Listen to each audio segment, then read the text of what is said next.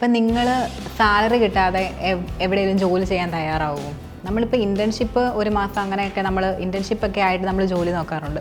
പക്ഷേ 2 മാസത്തോളമൊക്കെ സാലറി കിട്ടാതെ നിങ്ങൾ ജോലി ചെയ്യുമോ? നമ്മളൊരിക്കലും തയ്യാറാകത്തില്ല. കാരണം സാലറി ഇല്ലാതെ നമ്മൾ ജോലി ചെയ്യേണ്ട ആവശ്യം നമുക്കില്ലല്ലോ. പക്ഷേ ഇപ്പം അങ്ങനെ സാലറി കിട്ടാതെ ജോലി ചെയ്യാനും ആൾക്കാർ റെഡിയാണ്. ഇന്ത്യയിൽ കേരളമാണ് ഇപ്പോൾ ഏറ്റവും കൂടുതൽ തൊഴിലില്ലായ്മ ഉള്ളതിൽ 2ാം സ്ഥാനത്ത് നിൽക്കുന്നത്. അപ്പം അത്രയും തൊഴിലില്ലായ്മ നമ്മുടെ കേരളത്തിലുണ്ട്. അപ്പോൾ ഈ സാഹചര്യത്തിൽ ജോലിക്ക് വേണ്ടിയിട്ട് ആളുകൾ അങ്ങോട്ട് പൈസ കൊടുത്ത് പോവാം.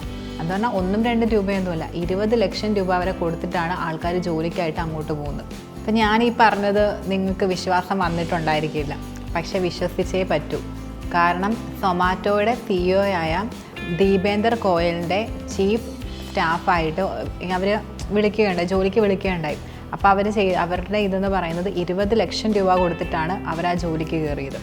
അപ്പം 20 ലക്ഷം രൂപ നമ്മൾ കൊടുത്താലേ നമുക്ക് ആ ജോലി കിട്ടത്തുള്ളൂ. അപ്പം നമ്മൾ 2 വർഷം സാലറി ഇല്ലാതെ ജോലി ചെയ്യണം. മാത്രമല്ല നമുക്ക് 20 ലക്ഷം രൂപ അങ്ങോട്ട് കൊടുക്കുകയും വേണം. അപ്പോൾ എന്തൊരു കഷ്ടമാണ്. ഒന്നാമത് ജോലിയില്ല, നമ്മൾ 20 ലക്ഷം 1-2 രൂപ 20 ലക്ഷം നമ്മൾ അങ്ങോട്ട് കൊടുക്കണം. 2 വർഷത്തേക്ക് നമുക്ക് സാലറി ഇല്ല. പക്ഷേ ഇതിനകത്ത് ട്വിസ്റ്റ് എന്ന് പറയുന്നത് എന്താണെന്ന് പറഞ്ഞാൽ 2 വർഷം നമ്മൾ സാലറി ഇല്ലാതെ ജോലി ചെയ്യുകയും നമ്മൾ 20 ലക്ഷം രൂപ ജോലിക്കായിട്ട് കൊടുക്കുകയും ചെയ്തല്ലോ.